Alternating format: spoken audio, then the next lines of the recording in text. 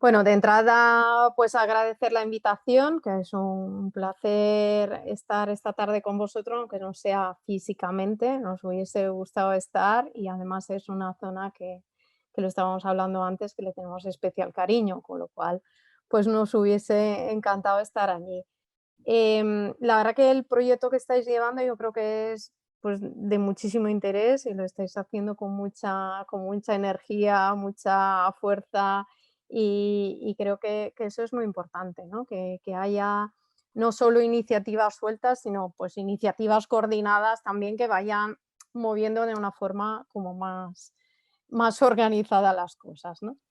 Bueno, pues os vamos a contar un poquito nuestra experiencia en estos temas con historias que empiezan hace muchos años y que han ido pues evolucionando en el tiempo y que se han ido sumando experiencias donde pues hemos ido como un poco experimentando cosas, ¿no? Y cada vez, la verdad que como somos espíritus un poco inquietos, vamos experimentando y vamos viendo un poco. Y a veces, como en todas estas cosas, te puedes equivocar, rectificas, pruebas otra cosa, pero bueno, pues la verdad que son bastantes años ya que tenemos de experiencia en estos temas y bueno, os vamos a contar algunos casos.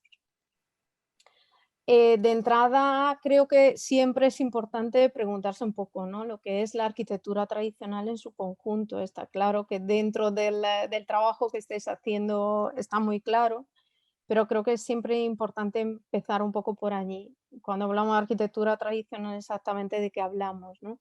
Pues esta es una imagen que concretamente es Ibiza, pero podría haberos puesto cualquier otra zona de España o de otras zonas también del globo, porque creo que hay algunos temas muy comunes en lo que llamamos arquitectura tradicional, popular, siempre hay mucha historia detrás de los términos, pero en el fondo, lo que es esa arquitectura es una arquitectura, una serie de construcciones que nacen de la exigencia del ser humano de vivir, convivir en un entorno natural que va, modificando también según sus necesidades, ¿no? Y entonces, pues el producto en el fondo de una simbiosis entre la naturaleza y el ser humano que necesita cultivar para comer, que necesita tener animales, que necesita pues un trabajo, digamos, ligado también a la naturaleza. En ese sentido, hay muchas cosas dentro de ese concepto de arquitectura tradicional, que es, por supuesto, la arquitectura en sí, como espacio construido, construcción y demás, pero que es el paisaje, que también es parte de esa manipulación o esa simbiosis, ¿no? Y que es fundamentalmente también el patrimonio inmaterial, donde por el patrimonio inmaterial entendemos todo lo que tiene que ver con la cultura, ligada tanto a la construcción como al trabajo del campo, como a todo lo que es el conjunto, digamos, de las actividades del ser humano ligada a ese lugar, ¿no? Además, la arquitectura tradicional es una arquitectura que normalmente tiene una fuerte componente también ligada a la propia manualidad, ¿no? De la gente que vive en un lugar, donde son las propias personas muchas veces que cuidan de su arquitectura, la mantienen a lo largo del tiempo y que además crean arquitecturas según las necesidades que tienen, espacios más grandes, más pequeños, espacios de trabajo, zonas de almacenaje, dependiendo del tipo de actividad que desarrollan en ese lugar, ¿no? Siempre se habla de los materiales del lugar y es una de las características fundamentales de este tipo de arquitectura. El ser humano se adapta al lugar y utiliza los materiales que tiene cercanos, con lo cual encontramos una enorme variación digamos, de materiales según lo que tenemos en el lugar. Aquí viene Fernando también, que se incorpora a la charla. Pues aquí tenéis una imagen de una zona de la laguna, concretamente de Caorle, cerca de Venecia, donde todo está construido con cañas porque las cañas eran el material del lugar, ¿no? Pero a lo mismo lo tenemos a nivel de materiales en zonas de piedras, como veis aquí, donde además la arquitectura se adapta a una pendiente impresionante, porque es el lugar donde tienen que vivir y se adaptan a ello. Pero eso nos vale con todos los materiales, nos vale con la tierra, con la piedra, con la madera, por supuesto, con los elementos vegetales. Otra de las características es la necesidad de mantenimiento o el mantenimiento.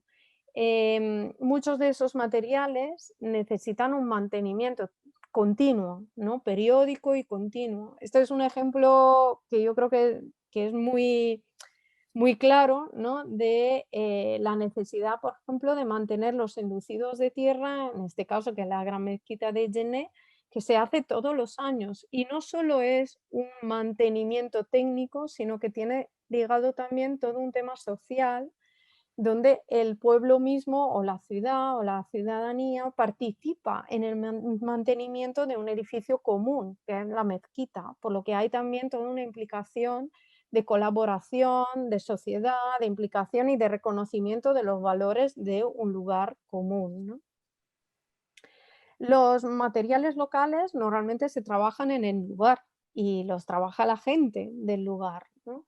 Con lo cual son materiales normalmente poco transformados, que no tienen una transformación industrial y además que implican oficios locales y pues unas mano de obra y maestros, digamos, ligados a la técnica concreta del lugar, ¿no?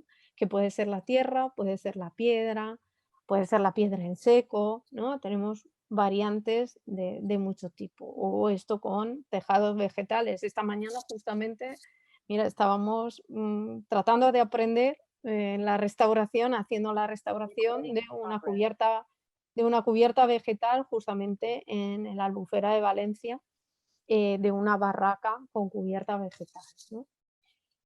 Bien, por resumir un poco, cuando hablamos de arquitectura vernácula, por lo tanto, hay implicaciones con lo que es la naturaleza y el paisaje, los materiales y los recursos locales, también los usos y las costumbres, así como los ritmos de las actividades del lugar, ¿no? Las actividades productivas, por ejemplo, donde durante una época del año se trabaja en el campo y al acabar eso, a lo mejor la gente se dedica al mantenimiento de los edificios, ¿no? Y pues se tiene que cortar a lo mejor el material en un determinado momento, prepararlo y todo eso va acompasado con los ritmos del año y de los ritmos del campo y del trabajo de las actividades productivas. Bien, hace unos años, en ese sentido, empezamos un proyecto de la Comunidad Europea, financiado por la Comunidad Europea, que fue el proyecto Versus, que justo se preguntaba un poco, digamos, cuáles eran las lecciones de sostenibilidad que podíamos aprender de ese patrimonio vernáculo, ¿no? Y el proyecto Versus, la verdad que fue un proyecto que tuvo bastante éxito en su día, produjo una serie de publicaciones y libritos que vos podéis descargar de la web gratuitamente, que están en PDF. Y una de las preguntas era lo que os decía, ¿cuáles son las lecciones de sostenibilidad? Cuando hablamos de sostenibilidad a veces se nos hace muy grande todo eso, ¿no? Parece que todo es sostenible o hasta el punto que no sabemos ya lo que es sostenible y lo que no, ¿no? Bien, pues en ese estudio de la arquitectura vernácula tratamos de identificar unos principios en lo que son normalmente las tres patas de la sostenibilidad, la medioambiental, la sociocultural y la socioeconómica, ligada a la arquitectura vernácula. Y por lo tanto, por ejemplo, a nivel medioambiental, el respetar la naturaleza, el implantarse adecuadamente en el lugar, el disminuir la contaminación y los desechos, preservar la salud, minimizar los efectos de los riesgos naturales. A nivel de principios socioculturales, proteger el paisaje cultural, transmitir las culturas constructivas, suscitar la creatividad, reconocer los valores inmateriales y favorecer la cohesión social, ¿no? Temas que más o menos os he ido contando de forma resumida antes.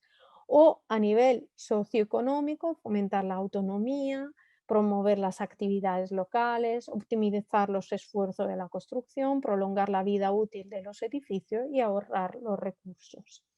Esos, digamos, principios los podemos luego tratar más más, con más detenimiento, pero simplemente os enseño unas imágenes y ya si tenéis interés podéis bajaros el PDF del librito donde pues veis cómo la arquitectura, digamos, tradicional pues se asocia a esos parámetros, ¿no? Como respetar la naturaleza o implantarse adecuadamente en el lugar, o a nivel sociocultural, por ejemplo, proteger los paisajes culturales, qué es un paisaje cultural, qué significado tiene, ¿no? Transmitir las culturas constructivas, que es uno de los puntos débiles y que justamente luego hablaremos de él, ¿no? El hecho de mantener esas culturas ligadas al manejo de los materiales y a lo que son las técnicas tradicionales. O socioeconómico, que hoy en día yo creo que también tiene especial interés, ¿no? De fomentar la autonomía en un lugar o las actividades locales, que eso también tiene mucho que ver con el desarrollo local o con el desarrollo sostenible por ejemplo, de determinados entornos, ¿no? Esos principios, en el fondo, son los valores que reconocemos en esa arquitectura y es el por qué nos interesa realmente esa arquitectura tradicional, porque tiene sentido todavía hoy en día. Y no es algo ligado solo al pasado, no es solo porque es nuestra historia, que obviamente lo es, no es solo porque es nuestra cultura, que obviamente lo es porque tiene validez hoy en día, porque todo eso es algo que nos sirve todavía, ¿no? Y que nos puede ayudar a mejorar pues, nuestro entorno. Bueno, sin embargo, muchas veces la arquitectura tradicional está en esta situación y entonces dices, después de haber hablado de tantas cosas bonitas, ¿por qué está así? ¿Por qué no se entiende? ¿Por qué no se comparte? ¿Por qué no se quiere vivir en ella? ¿No? Y es un poco lo que realmente nos preocupa. Bien, y a partir de allí es cuando os vamos a contar un poco nuestra experiencia pues, en el Rincón de Ademuz.